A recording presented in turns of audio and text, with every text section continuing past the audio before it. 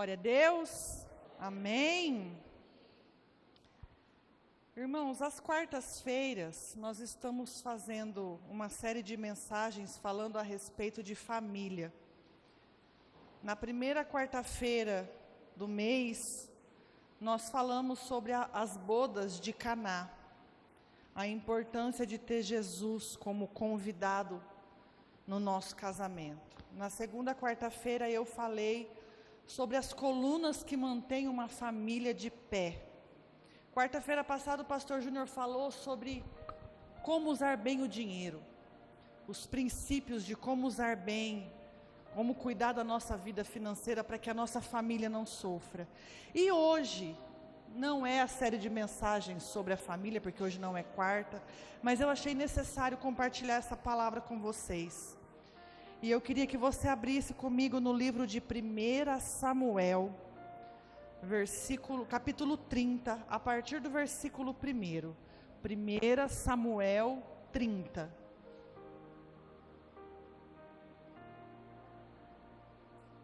A passagem é um pouco longa, então se você quiser acompanhar pelo telão, fique à vontade. Preste atenção, irmãos. Sucedeu, pois, que, chegando Davi e os seus homens ao terceiro dia a Ziclague, já os amalequitas tinham dado com ímpeto contra o sul, e Ziclague e esta ferido e queimado. Tinha levado cativa as mulheres que lá se achavam, porém a ninguém mataram, nem pequenos nem grandes. Tão somente os levaram consigo e foram o seu caminho. Davi e os seus homens vieram à cidade, e vi-la queimada, e as suas mulheres e os seus filhos e suas filhas eram levados cativos. Então, Davi e o povo que se achava com ele, ergueram a voz e choraram, até não terem mais forças para chorar.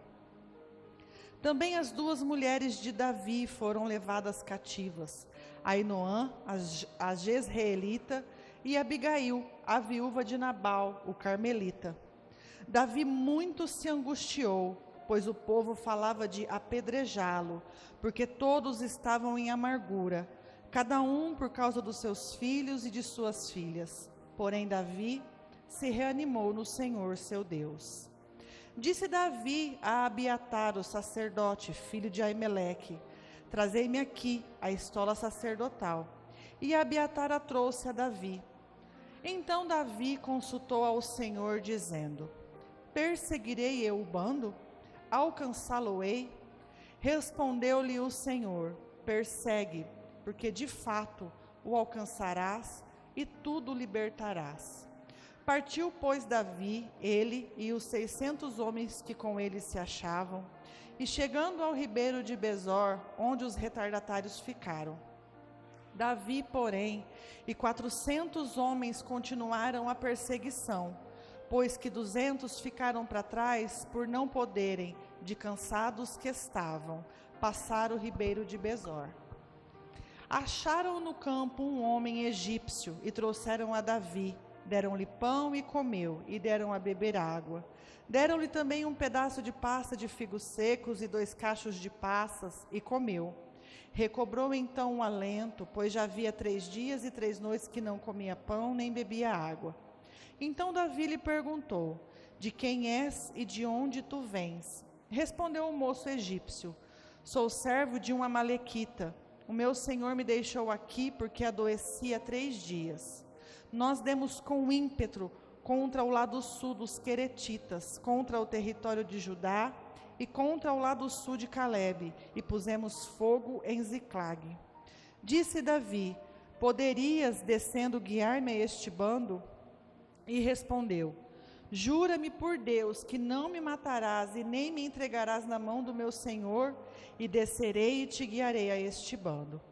E descendo os guiou, e eis que estavam espalhados sobre toda a região, comendo, bebendo e fazendo festa por todo aquele grande despojo que tomaram da terra dos filisteus e da terra de Judá. Feriu-os Davi desde o crepúsculo vespertino até a tarde do dia seguinte, e nenhum deles escapou, senão só 400 moços que, montados em camelos, fugiram. Assim Davi salvou tudo quanto havia tomado os amalequitas. Também salvou suas 2 mulheres. Não lhes faltou coisa alguma, nem pequena, nem grande, nem os filhos, nem as filhas, nem despojos, nada do que lhe havia tomado. Tudo Davi tornou a trazer. Também tomou Davi todas as ovelhas e o gado e o levaram diante de Davi, dizendo... E diziam, este é o despojo de Davi. Amém, irmãos? Eu amo essa passagem. Às vezes nós lemos e não conseguimos entender o que Davi fazia ali, na cidade dos filisteus, junto com esse povo que não era dele. E se a gente voltar aos capítulos anteriores, a gente vai ver como que foi que Davi chegou a Ziclag. Todos nós lembramos que Saul, o sogro de Davi, queria matá-lo. E Davi fugiu. E Davi ficou escondido na caverna de Adulão. Na caverna de Adulão, junto com Davi, tinha 400 homens. Homens desprezados pela sociedade. Davi fez um exército com esses homens. Só que Davi precisou sair da caverna de Adulão. E ele fez uma aliança com o rei Aquis, que é o rei dos filisteus. Quem são os filisteus, irmãos? O povo de Golias. Todo mundo lembra? Quando Davi fala, quem esse filisteu pensa que é? Os filisteus são o povo de Golias, inimigo de Israel. Davi faz aliança com o rei Aquis para lutar com ele na guerra, junto com ele, por ele. E em troca disso, o rei Aquis dá essa terra para Davi, Ziclag.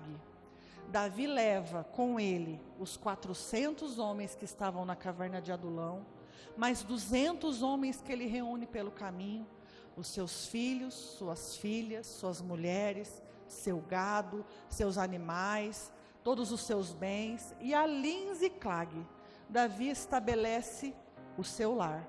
Se a gente for ler em 1 Samuel 29, fala que Davi foi com o rei Aquis para uma guerra contra os judeus. E no meio do caminho, os filisteus ficaram incomodados com a presença de Davi lá. Eles falaram assim para o rei, quem que nos garante que na hora da batalha, o Davi não vai se juntar contra o povo dele e vai nos matar? E o rei Aquis, então, manda Davi de volta para Ziclag. Fala, Davi, volta, porque não vai dar certo você nessa guerra. E é nesse momento que acontece essa passagem que nós lemos. Davi voltando para Ziclag, ele vê de lá de longe a sua cidade pegando fogo, sendo destruída. Os amalequitas armaram uma emboscada, enquanto Davi e todos os homens saíram para guerrear junto com os filisteus. Os amalequitas vieram e levaram cativa todas as mulheres, todas as crianças, todos os idosos, todos os animais, todos os bens, e botou fogo na cidade. E, irmãos, Davi, o texto aqui que nós lemos diz que Davi e os homens ficaram desesperados, que eles choraram profundamente de desespero. Irmãos, Davi tinha ali com ele 2 mulheres, Ainoã e Abigail, que me fugiu o nome dela. Ainoã e Abigail, só Davi tinha 2. Se cada soldado ali também tivesse 2 mulheres, 600 soldados. Se cada família dessa tivesse mais 3 filhos, olha quantas pessoas foram levadas cativas. Quantas pessoas o inimigo veio e arrancou da mão desses homens. Destruiu a cidade em que eles moravam. Acabou com tudo. Esses homens ficaram desesperados, apavorados, a ponto deles quererem matar Davi, porque eles colocaram a culpa de tudo aquilo em Davi. Por que nós saímos? Por que nós nos juntamos com os filisteus? Por que a gente foi lutar essa guerra? Por que a gente não arquitetou um plano para que ficasse metade dos homens aqui, cuidando das nossas mulheres, dos nossos filhos? E a Bíblia diz que Davi, então, recobrou as suas forças no Senhor. Orou, pediu direção, obedeceu às instruções de Deus e foi atrás e recuperou a família dele. E essa passagem, desde o ano passado ela está no meu coração e eu ainda não tinha visto uma oportunidade de ministrar ela. E sempre ela me vem à mente, irmãos, de como o inimigo arma ciladas contra a nossa família. De como o inimigo faz de tudo para destruir a nossa casa. Da mesma maneira que o inimigo agiu na vida de Davi, desses 600 soldados em Ziclag, ele age na nossa vida, na nossa casa, na nossa família, naquelas pessoas que nós amamos. Ah, mas não tem soldados e ninguém botou fogo na nossa casa. Não, não tem. Mas o inimigo, ele anda ao nosso derredor, brabando como um leão, esperando a quem possa tragar. E no momento de distração, como Davi, é quando ele age. Se Davi tivesse deixado metade dos soldados com as suas mulheres, os inimigos não tinham atacado. Se Davi tivesse arquitetado um plano para deixar as mulheres protegidas, isso não teria acontecido. Nós, muitas vezes, irmãos, agimos como Davi nesse texto. Nós deixamos a nossa casa desprotegida. Desprotegida como? A gente se preocupa mais com as coisas que estão acontecendo do lado de fora do que do lado de dentro. A gente dá mais importância a problemas de outras pessoas do que dentro da nossa casa. A gente se interessa mais em conquistar dinheiro, em ganhar dinheiro, do que cuidar dos nossos filhos. E é por isso que o inimigo vem e faz como ele fez em Ziclag. Ele rouba os nossos filhos, leva embora as nossas coisas, e aquilo que sobra, ele taca fogo. Como que é, irmãos, que o inimigo tem tentado destruir nossa família nesses últimos dias? Como que é? Colocando briga entre o casal, problemas financeiros, os pais deixando o celular criar os filhos, porque é muito mais fácil, irmãos, eu concordo, é muito mais fácil você dar o celular na mão do seu filho, para ele ficar quieto na hora de jantar, do que você ter que ficar olhando para ele toda hora. Senta direito, come com a boca fechada, mastiga direito, segura o garfo com a mão certa. Se a gente dá o celular para eles, eles comem, a gente também come, e daqui a pouco a gente senta para descansar. E com isso a gente não vê o tanto de coisa maligna que o inimigo tem lançado sobre a vida das nossas crianças. E também, irmãos, na nossa vida, quando a gente vai deitar na cama com o nosso cônjuge, em vez de a gente conversar juntos, orar juntos, realinhar a rota juntos, sonhar juntos, cada um vira para um lado, pega o seu celular e vai jogar o seu joguinho, e vai mexer na internet, e vai curtir fotos de pessoas que você não deveria, e vai olhar a prostituição. Quantas vezes nós fazemos isso, irmãos? Ah, mas eu sou crente, eu faço, mas isso não me afeta. Afeta, irmãos. Afeta. Nós temos deixado o álcool entrar dentro do nosso lar, as drogas entrar dentro da nossa casa, a pornografia entrar dentro da nossa casa, irmãos. Os nossos filhos são os nossos exemplos. A gente estava ali fora falando do José do Igor, que ele agora quer falar no celular. Os nossos filhos nos imitam. Se nós bebemos, os nossos filhos vão beber. Se nós fumamos, os nossos filhos vão fumar. Se nós falamos palavrão, se nós roubamos, se nós passamos as pessoas para trás, se nós somos mal educados, os nossos filhos são o nosso reflexo. E aí as coisas começam a acontecer tudo errado na nossa casa, na nossa família. A gente dobra o joelho e fala: Deus, por que tudo isso está acontecendo? Senhor, por que está tudo isso acontecendo? Eu vou na igreja, eu dou o meu dízimo, eu dou a minha oferta. Por que o inimigo está semeando contenda dentro do meu lar? Porque, como Davi, nós estamos deixando a nossa casa desprotegida. Irmãos, O inimigo sempre vai atacar a nossa casa quando nós estamos distraídos. Vamos voltar no texto, o versículo 1 até o versículo 3. Sucedeu, pois, que, chegando Davi e os seus homens ao terceiro dia a Ziclague, já os amalequitas tinham dado com ímpeto contra o sul e a Ziclague, e esta, ferido e queimado, tinha levado cativo as mulheres que lá já se achavam. Porém, a ninguém mataram, nem pequenos nem grandes, tão somente levaram consigo e foram em seu caminho. Davi e seus homens vieram à cidade e vila queimada, e as suas mulheres, seus filhos e filhas foram levados cativos. Os amalequitas esperaram Ziclague estar desprotegida. O que Davi fazia, irmãos? Aonde Davi estava? Lutando uma guerra que não era dele. Davi, ele fez aliança com o inimigo. Fazer aliança com o inimigo, irmãos, vai te trazer algum benefício? O que é fazer aliança com o inimigo? É você permitir que tudo isso que eu falei, deixar ele entrar na sua casa, permitir a bebida dentro da sua casa, brigar na frente dos seus filhos, xingar, maltratar sua mulher, destratar seus filhos, maltratar seus pais. Todas as vezes que nós fazemos isso, irmãos, nós fazemos aliança com o inimigo. Qual é a guerra que nós estamos escolhendo lutar? Do lado de quem que nós estamos lutando?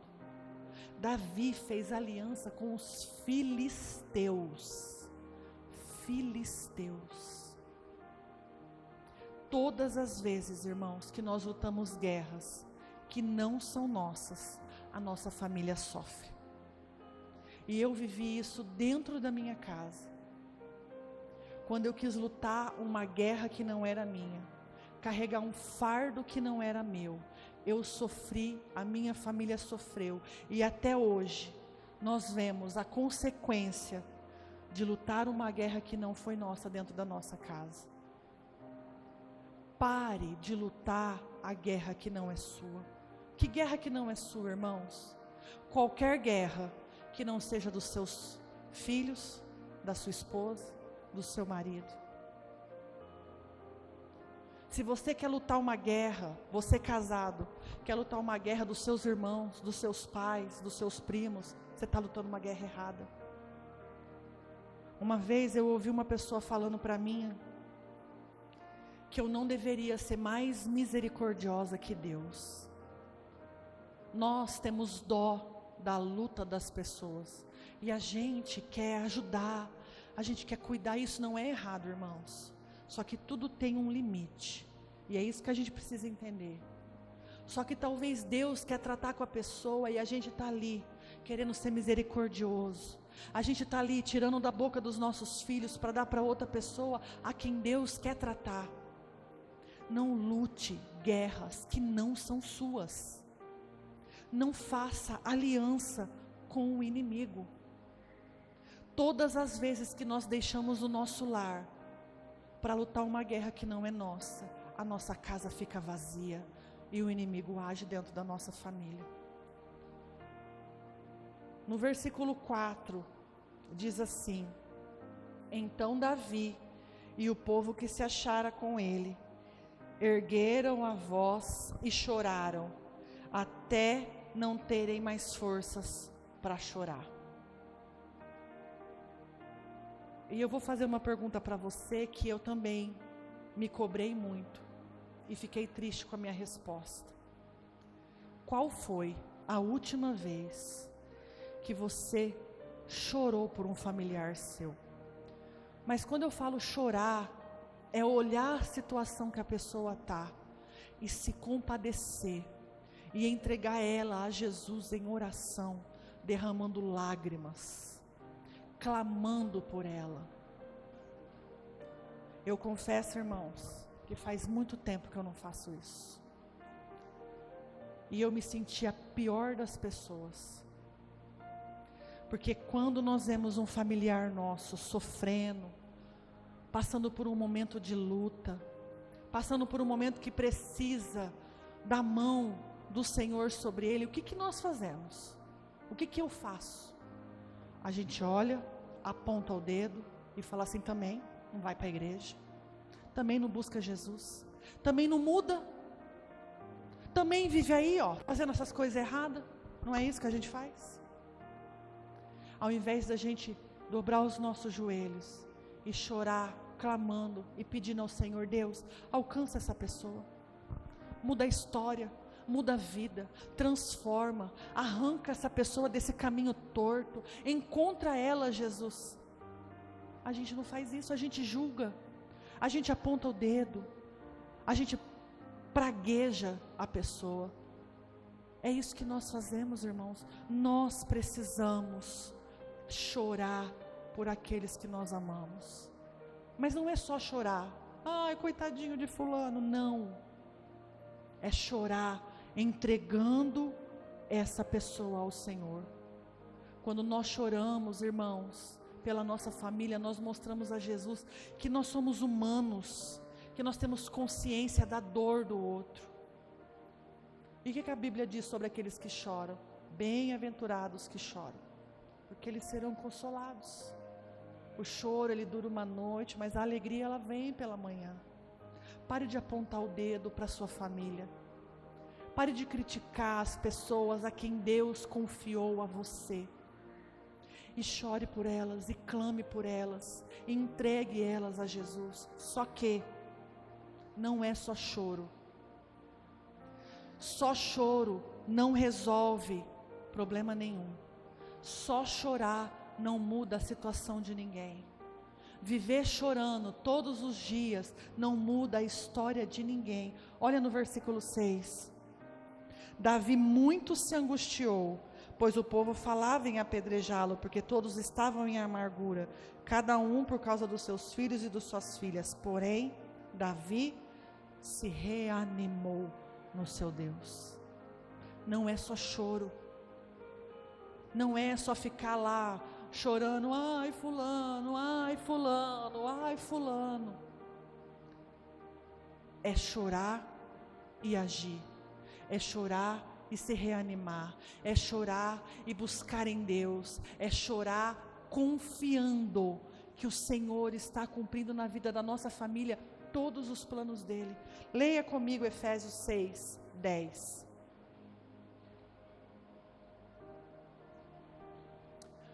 Quanto ao mais, sede fortalecidos no Senhor e na força do seu poder, revestidos de toda a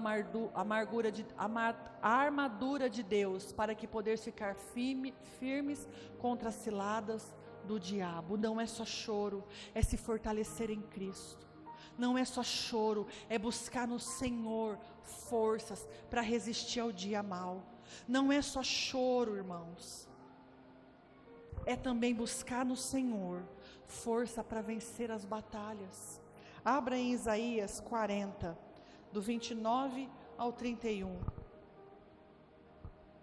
Faz forte ao cansado e multiplica as forças a quem não tem nenhum vigor.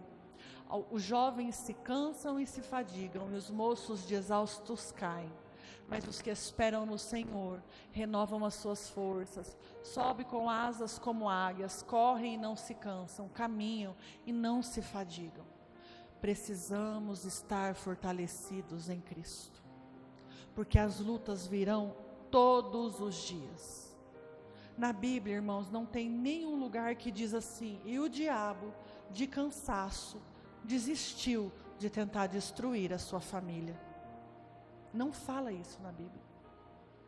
Muito pelo contrário, irmãos. Ele não para, ele não desiste, ele está o tempo todo lutando, bramando como um leão, procurando a quem possa tragar. Se nós não estivermos fortalecidos, nós não damos conta. Se nós não buscarmos no Senhor força para lutar e para guerrear em favor da nossa família, nós não damos conta. Não é só chorar, é se reanimar no Senhor. versículo 7 e versículo 8 diz assim: Disse Davi a Abiatar, o sacerdote, filho de Aimeleque: Traze-me aqui a estola sacerdotal. E Abiatar a trouxe a Davi. Então consultou a Davi ao Senhor, dizendo: Perseguirei eu o bando? Alcançá-lo-ei?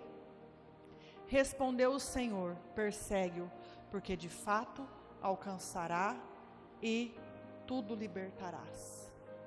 Davi não saiu correndo desesperado atrás da sua família. Davi buscou em oração respostas. E Davi também, irmãos, ele não ficou aqui enchendo linguiça, rodopiando e não chegando em lugar nenhum. Davi perguntou ao Senhor: eu devo lutar? Eu devo ir atrás? Eu devo persegui-los? Deus falou: vai, você vai alcançar. Lute pela sua família. Nós precisamos, irmãos, orar ao Senhor com clareza sobre o que tem acontecido dentro do nosso lar. Ele já sabe tudo o que se passa. Por que nós ficamos enrolando em entregar para o Senhor as orações corretas? Senhor, como eu me livro da prostituição? Senhor, como eu abandono esse vício? Senhor, como eu restauro o meu casamento? Senhor, como eu posso ser uma esposa melhor? Senhor, como eu posso ser um marido provedor que cuida da minha casa, do meu lar e dos meus filhos? Senhor, me ensina a instruir os meus filhos pelo caminho. Senhor, a minha casa está desabando, me ajuda a ser coluna dentro do meu lar. Não é ficar rodeando, irmãos, tentando enganar a Deus, fazendo orações cheias de pirim, pim, pim, porom, pom, pom. Não. Fale com o Senhor, ou com o objetivo: Senhor, o que eu faço? Eu luto? Eu sento? Eu choro? Eu corro atrás? Eu persigo o inimigo? Eu descanso? O que eu faço? O Senhor vai responder, irmãos, da mesma maneira que Ele fez com Davi. Quando a gente age da maneira que a gente julga correto, a gente perde a batalha. Davi, ele não tomou nenhuma atitude precipitada. Ele buscou em oração a direção certa, o caminho certo a qual ele deveria seguir, para buscar a família dele, para resgatar a família dele. Abra comigo em Isaías 30, 21. Quando te desviares para a direita e quando te desviares para a esquerda, e os teus ouvidos ouvirão atrás de ti uma palavra dizendo: este é o caminho, andai por ele. Busque ao Senhor, a resposta vem. Esse é o caminho, ande por ele. Me busque para que a tua família seja alcançada. Me busque quando tudo parecer perdido. Irmãos, nós temos nas nossas mãos toda a oportunidade de ter a nossa casa fortalecida no Senhor, de vencer as batalhas que nossa família tem enfrentado. Mas diferente de Davi, a gente quer fazer do nosso jeito. A gente quer chegar em casa gritando, jogando as coisas na cara. A gente fica falando mal do nosso cônjuge para as pessoas que estão do nosso lado no trabalho. A gente amaldiçoa os nossos filhos. Eu não faço isso não. Faz. Todas as vezes que a gente fala: você é burro, não vai dar certo, cabeçudo. Irmãos, vigiai. Preste atenção no que você tem feito na sua casa. Como você tem tratado as pessoas que o Senhor te deu. Procure direção dEle. Andar no caminho que Ele te ordenou. Davi foi muito objetivo. Perseguirei eu o bando? Eu vou alcançar eles? Porque se Deus respondesse para ele: não vai. Para que Davi ia atrás? Gastar suas forças, suas energias? acabar de matar os homens que com ele estavam. Busque a direção divina. Versículo 16 até o versículo 20. E descendo os guiou, e eis que estavam espalhados sobre toda a região, comendo, bebendo e fazendo festa, por todo aquele grande despojo que tomaram da terra dos filisteus e da terra de Judá. Feriu-os Davi, desde o crepúsculo vespertino até a tarde do dia seguinte, e nenhum deles escapou, senão só os 400 moços, que montados em camelos fugiram. Assim Davi salvou tudo quanto havia tomado os amalequitas. Também salvou as suas 2 mulheres, e não lhes faltou coisa alguma, nem pequena, nem grande, nem os filhos, nem as filhas, nem o despojo, nada do que lhe havia tomado. Tudo Davi tornou a trazer. Vocês conseguem entender que é tudo um processo? Davi chora, Davi se reanima, Davi busca o Senhor, Davi faz aquilo que o Senhor o instruiu, para que no final ele tenha vitória e restituição. Por que que nós não temos vitória, não estamos tendo vitória e restituição? O que nós temos feito, que a gente olha para dentro da nossa família, da nossa casa, e a gente vê tudo fora do lugar? Porque, irmãos, a gente não cumpre a ordem.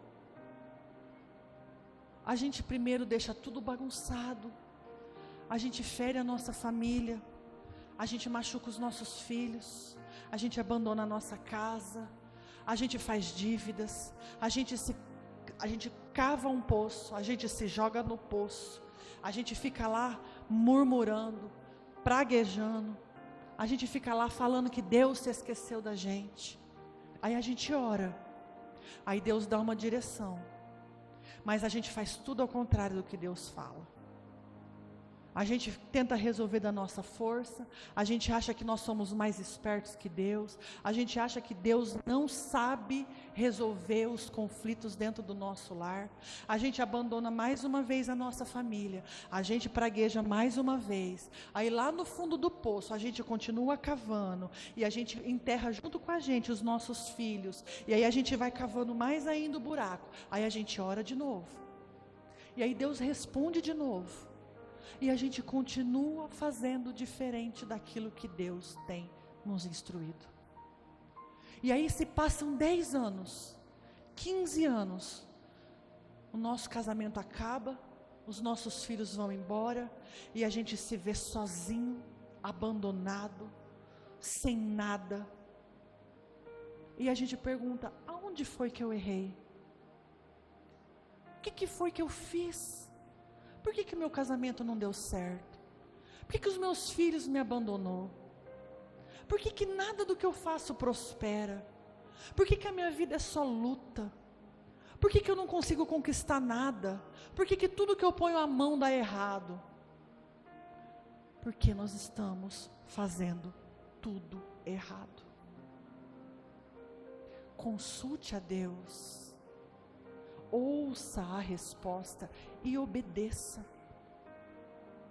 A gente quer fazer tudo do nosso jeito, irmãos, nós não sabemos. Mas o meu coração disse que eu tenho que fazer isso. O nosso coração é enganoso. Mas eu senti que eu devo me separar do meu marido, eu devo ir embora da minha casa, porque eu não amo mais, porque irmãos,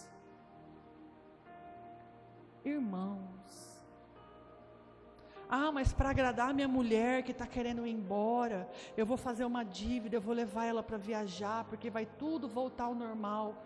Não faça isso. Consulte ao Senhor.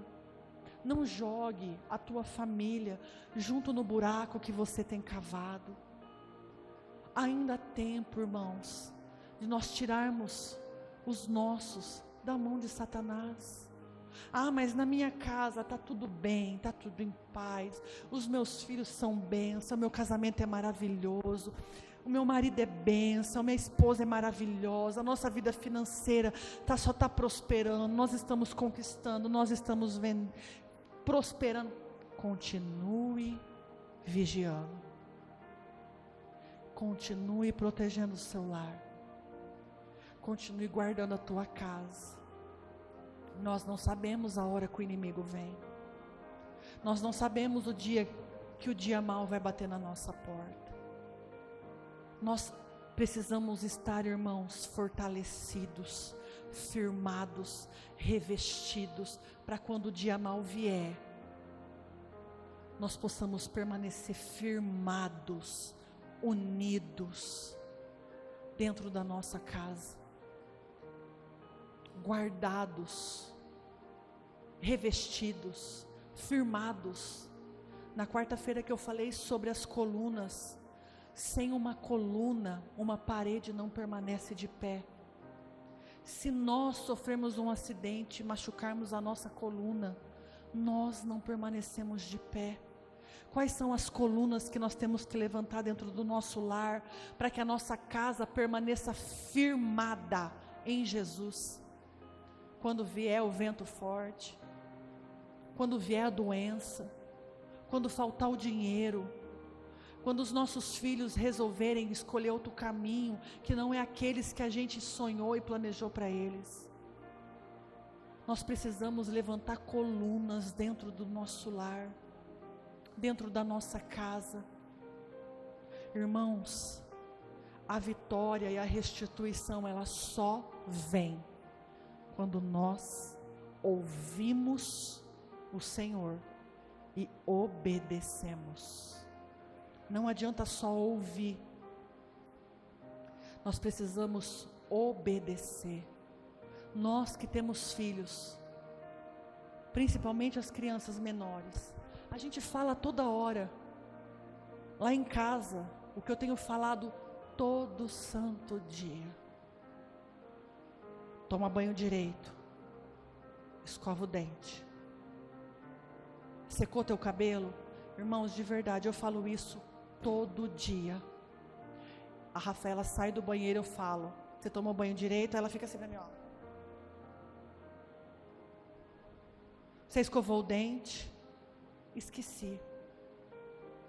Aí quando eu não vejo ela saindo do banheiro, que ela já está trocada, a blusa dela está todinha molhada, porque ela não enxugou o cabelo. Todo dia eu falo a mesma coisa, e ela não faz. Todo dia o Senhor nos instrui, e nós não obedecemos. Todos os dias, quando a gente vai cometer um pecado, o Senhor fala: não faz isso, e você faz. Não conversa com outra mulher, você conversa. Para de gastar o dinheiro da tua família com vício, você não para. Para de maltratar tua esposa, teu marido, e você não para. Nós pais, quando nós corrigimos os nossos filhos e a gente olha e vê que eles não obedecem, qual que é a nossa vontade, irmãos? Eu já olho para a Rafaela segurando meu dente. Por que você não secou o cabelo? A minha vontade é bater nela todo dia. Todo dia. Eu fico imaginando o Senhor olhando para a gente todo dia. Eu tenho 41. Há 41 anos falando a mesma coisa para mim. E há 41 anos eu fazendo do meu jeito todo dia. E ainda assim, a palavra diz que as misericórdias dele sobre mim se renovam todas as manhãs. Irmãos, todos os dias nós temos uma oportunidade de lutar pela nossa casa. Não pense que não tem mais jeito. Davi viu Ziclag em chamas, destruída pelo fogo, e ainda assim ele perguntou ao Senhor se ele poderia lutar pela sua casa. ainda assim ardia no coração de Davi o desejo de trazer as suas mulheres e os seus filhos de volta. É isso que nós precisamos, irmãos. Não desistir da nossa casa. Não desista da sua família. Não desista dos seus. O grupo de louvor pode subir. Não desista de lutar pelas pessoas que o Senhor colocou no seu caminho. Não desista. Nós e a nossa casa serviremos ao Senhor. Nós veremos, irmãos, os nossos filhos, os nossos pais, os nossos irmãos entregues ao Senhor. Nós vamos dividir os céus com eles. Nós adoraremos ao Senhor juntos. Não deixe de orar pela tua família. Não deixe de buscar pelos seus filhos. Não pense que existe alguma coisa impossível, porque para Ele não há nada impossível. Não há nada difícil demais para o nosso Senhor. Não há nada que Ele não possa fazer. Não existe impossível para o Deus que nós servimos. Amém? Se coloque de pé.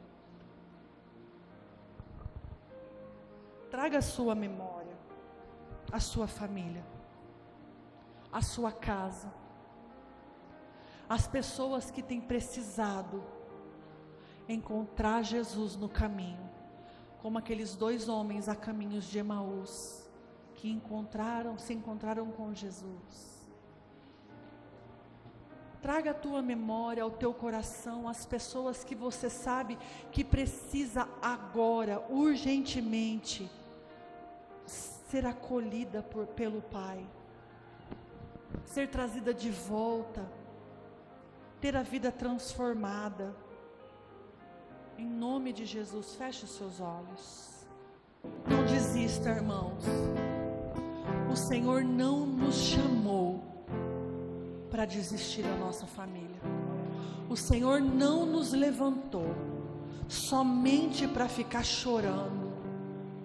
O Senhor tem derramado sobre nós hoje força, vigor, ânimo, para que a gente lute pela nossa casa, para que a gente possa ser instrumento nas mãos dEle, para que a gente ouça e obedeça, irmãos, ouça e obedeça.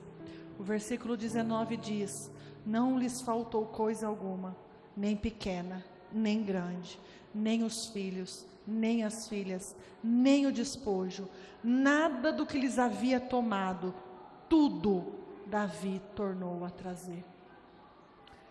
O Senhor não vai fazer nada pela metade. O Senhor não vai salvar a metade da nossa casa.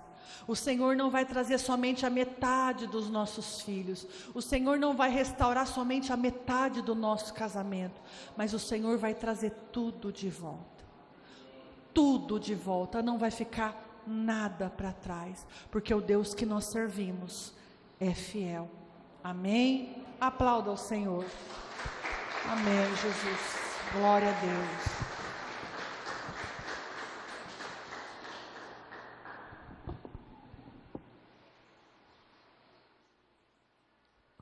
Amém, glória a Deus. A parte que mais me chamou a atenção é este último versículo mesmo, do capítulo 30, verso 19. Nada se perdeu. Tudo foi trazido de volta, tudo foi alcançado. Mas por quê? Primeiro, pediu direção. Segundo, tomou uma decisão de ir atrás dos seus e trazer de volta. Nós temos feito isso, igreja? Nós, até como pastores, quando vocês faltam, quando vocês ficam 2 cultos sem vir, nós mandamos mensagem, nós vamos atrás, tentamos trazer de volta. Mas você tem feito isso com seus familiares, com seus filhos, com seu cônjuge? De buscar, infelizmente tem vezes que não tem como trazer de volta, a pessoa não quer, ela tem livre-arbítrio, ela decidiu por aquilo. Mas a nossa parte, assim como Davi, é lutar, é buscar, é ir atrás, é pagar o preço. Ele guerreou A Bíblia fala que 400 jovens amalequitas conseguiram fugir, mas o restante, ele guerreou, não se perdeu nada. E ele trouxe tudo de volta. Muitas vezes o que falta para nós é lutar as guerras, é lutar as batalhas, é estar ali naquela brecha, fazendo algo, buscando em oração, buscando determinação, buscando ânimo, como a Bíblia fala no capítulo lá 30, que ele buscou ânimo, ele se reanimou e falou, vamos batalhar. Ele estava cansado, igreja? Estava. Dos 600 homens que estavam com ele, 200 ficou no meio do caminho porque estavam cansados. Ele estava numa guerra também, ele também estava cansado. Mas ele redobrou as suas forças, recobrou o seu ânimo e foi para cima e trouxe a sua casa de volta, trouxe a sua família de volta. E não só a sua, como todos aqueles que estavam passando por aquela situação, tiveram os seus familiares, tiveram os seus entes queridos restabelecidos, trazidos de volta. Igreja, o nosso tempo está afunilando, a nossa oportunidade de salvação está cada dia menor. E Jesus fala muito claro para Nicodemos em João capítulo 3. Não dá para ver o Senhor se não nascer de novo. E muitos da nossa casa não são batizados. Muitos da nossa família ainda não nasceram de novo. Aí Nicodemos vira para Jesus e fala, mas como nascer de novo? Sendo velho? Jesus fala, tem que nascer da água e do Espírito. E nós que fazemos batismos, que batizamos pessoas como pastores, quando a gente deita a pessoa na água ali, a expressão é de uma pessoa que morreu. E a hora que ela sai das águas, o que a gente vê, a alegria, o choro, é de uma pessoa que nasceu de novo, da água e do Espírito. E está chegando o momento, está chegando esta hora, onde não vai dar mais tempo, onde pessoas vão sofrer a consequência dos seus atos, porque se você não nascer de novo da água e do Espírito, não aceitar Jesus como seu Salvador, você tem que pagar o preço pelos seus pecados, você é responsável pelos seus pecados, porque quando eu aceito, quando eu passo pelas águas do batismo, eu estou entregando os meus pecados, como diz em 1 João capítulo 2, ao único advogado que ganha as causas, e ele entra no meu lugar, e ele não teve pecado. Agora, quando eu não aceito, quando eu não passo pelas águas, eu sou o único responsável pelos meus pecados, e eu tenho que pagar o preço. E Romanos 6, 23 diz o seguinte, o salário do pecado é a morte. Se eu tenho que pagar, morte eterna. Aí a continuação fala, mas o dom gratuito de Deus é a vida em Cristo Jesus. Amém? Igreja, está chegando o tempo. Ou nós lutamos pela nossa família hoje, ou nós vamos ver muitos deles se perderem. Amém? Feche os seus olhos, vamos estar encerrando o culto. Senhor nosso Deus, nesta hora, Pai, nós nos colocamos na Tua presença.